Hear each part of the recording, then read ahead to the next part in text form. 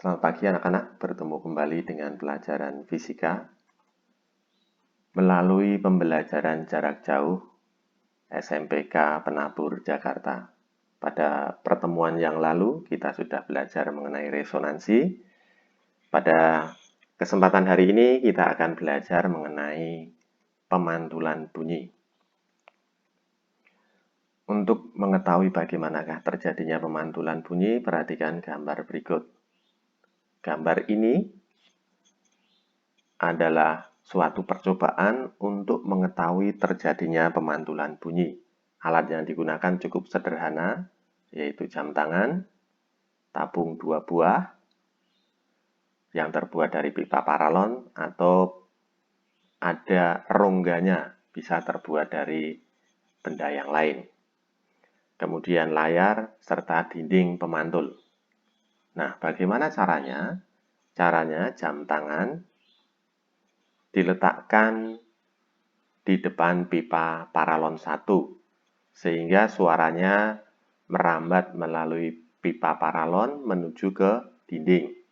Karena dinding ini adalah suatu medium yang padat, sehingga memungkinkan suaranya itu dipantulkan dan mengarah ke tabung 2 atau paralon 2 menuju pendengar.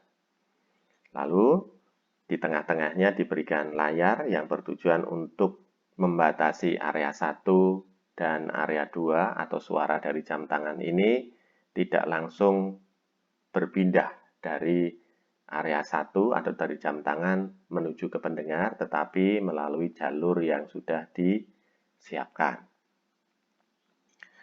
Berdasarkan hasil pengamatan, bunyi dari jarum jam terdengar paling keras ketika sudut paralon 1 dengan sudut paralon 2 sebelah kiri dan sebelah kanan mempunyai sudut yang sama.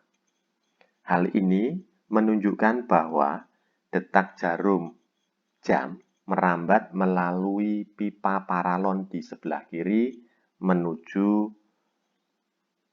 paralon di sebelah kanan karena dipantulkan oleh dinding ini.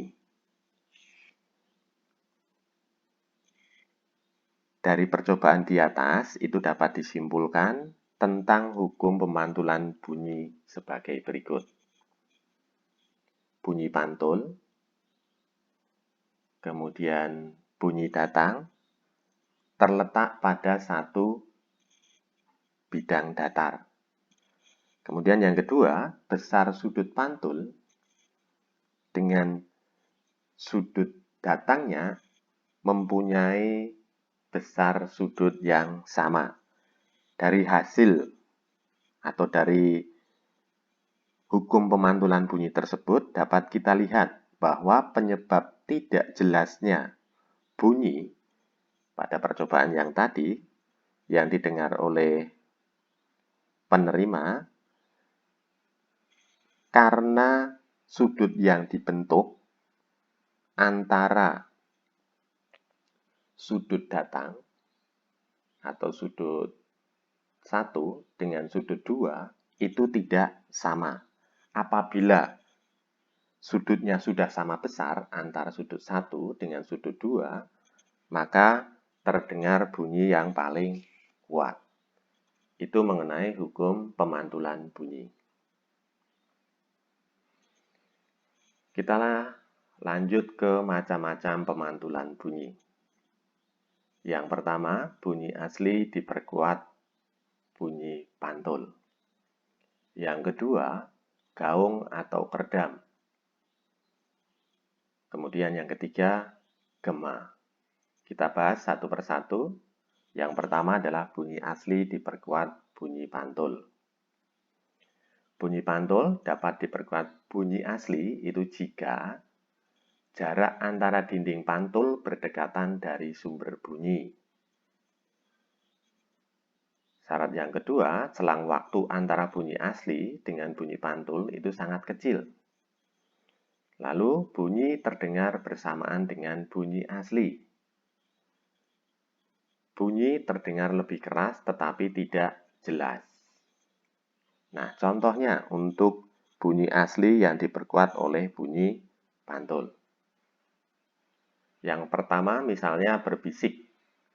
Biasanya kalau kita memberi informasi yang bersifat rahasia, biasanya kita berbisik di telinga orang yang kita ajak bicara dan menutupi telinga itu dengan kedua tangan kita.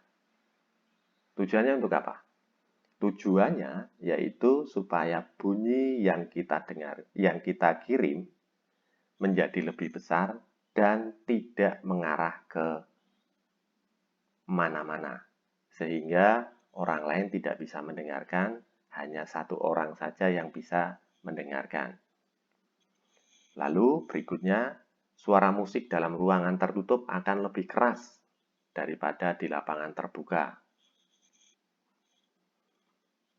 Contoh yang lain lagi, misalnya suara gurumu di depan kelas akan lebih keras dibandingkan dengan suara guru olahragamu ketika berada di lapangan. Meskipun gurumu di lapangan berteriak-teriak, maka kedengarannya kadang-kadang kecil bahkan tidak terdengar.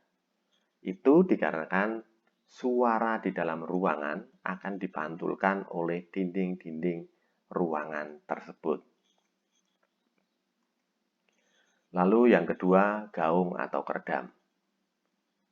Gaung adalah bunyi yang diperoleh dari hasil pemantulan oleh sumber bunyi yang jaraknya dengan dinding pantul agak jauh, sehingga sebagian dari bunyi pantul terdengar bersamaan dengan bunyi asli yang lainnya.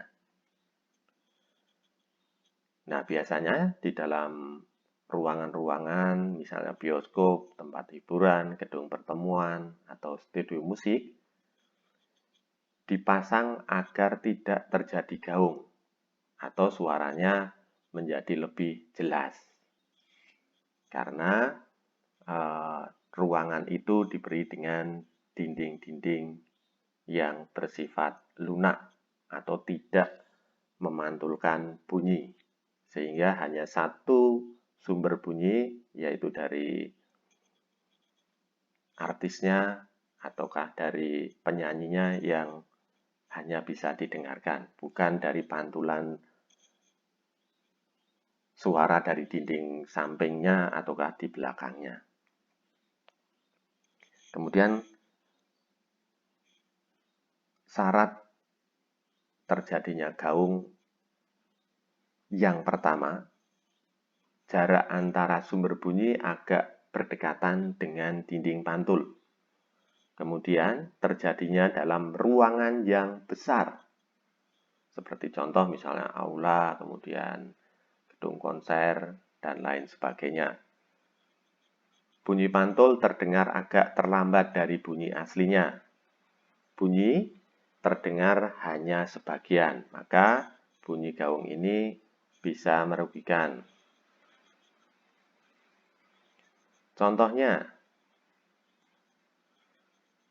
misalnya ada bunyi asli makan beling.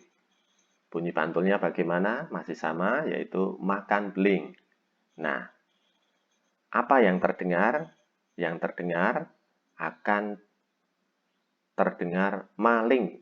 Nah, kenapa? Karena ada suku kata yang di tengah ini hilang. Hanya sebagian saja yang terdengar. Lalu kita masuk yang ketiga, yaitu gema. Gema adalah kumpulan suara pantulan yang terdengar sama dengan suara aslinya, namun mengalami peluruhan. Karakteristik dari gema. Yang pertama, jarak sumber bunyi berjauhan dengan dinding pantul. Bunyi pantul terdengar setelah bunyi asli dikeluarkan. Kemudian terjadi di ruangan terbuka, misalnya di pegunungan. Contohnya, misalnya seseorang berteriak di depan tebing, jarak antara sumber bunyi atau seseorang ini dengan dinding pantul itu jauh. Misalnya dia berteriak 1, maka yang terdengar juga 1.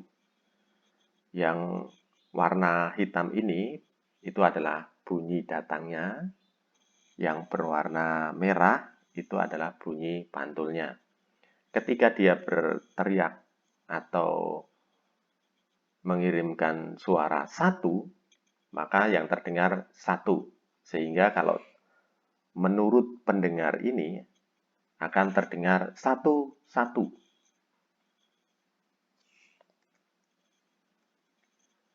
Apa perbedaan antara gaung dengan gema? Perbedaannya dari segi pantulan suara, kalau gaung itu cepat, kalau gema itu lambat. Mengapa bisa cepat dan bisa lambat? Karena jarak dari sumber bunyi atau sumber suaranya. Kalau gaung, media pantulnya itu dekat atau kecil, sedangkan gema itu media pantulnya itu jauh atau besar.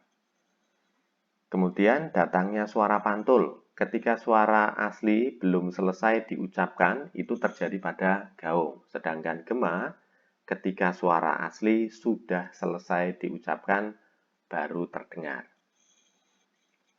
Hasil pantulannya, kalau gaung, suara pantulan tidak lengkap seperti suara sumber bunyi atau saling bertabrakan satu sama lain.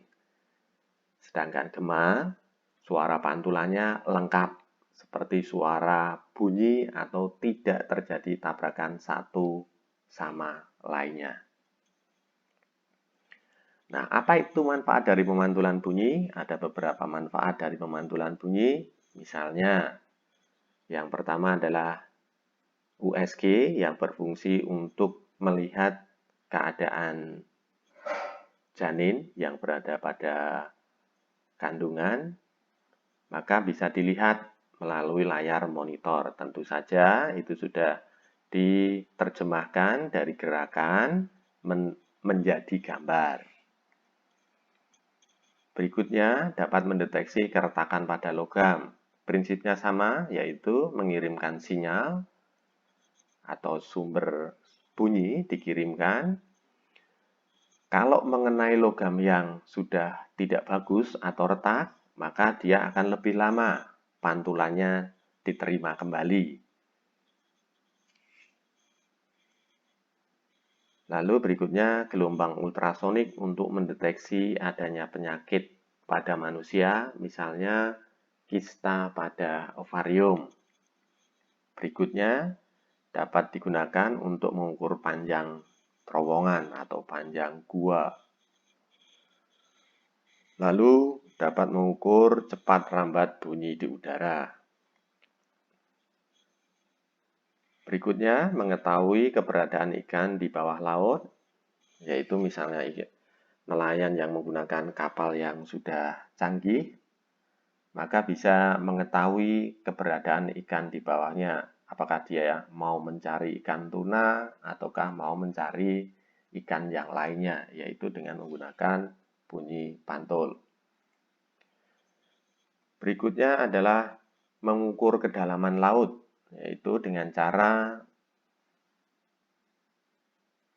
memberikan sumber bunyi dari gelombang ultrasonik, kemudian diterima kembali setelah kena dasar lautan atau memantul oleh detektornya. Nah, itu prinsipnya juga sama, seperti mengukur kedalaman gua, kemudian mengetahui keretakan logam seperti ini. Ketika waktunya ini sama,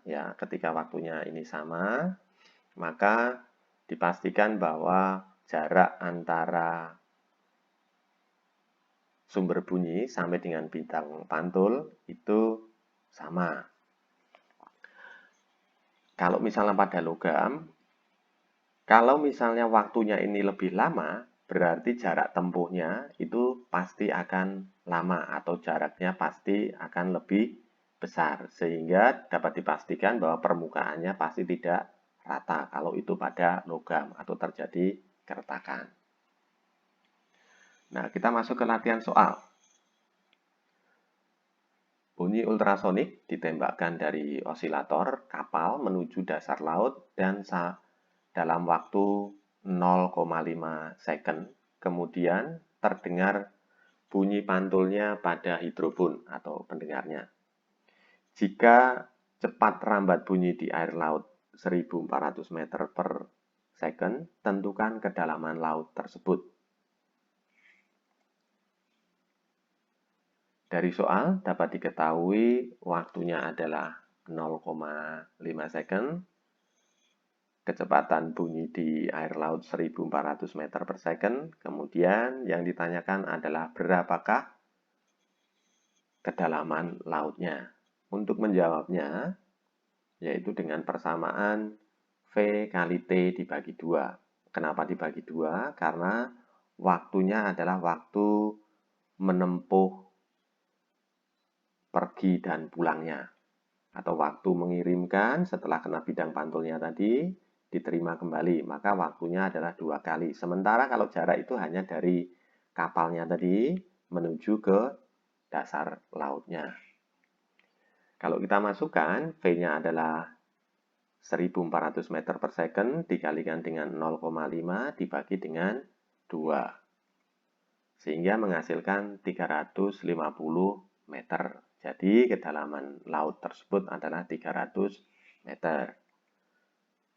Contoh berikutnya, seseorang berteriak di depan tebing dan mendengar suaranya kembali.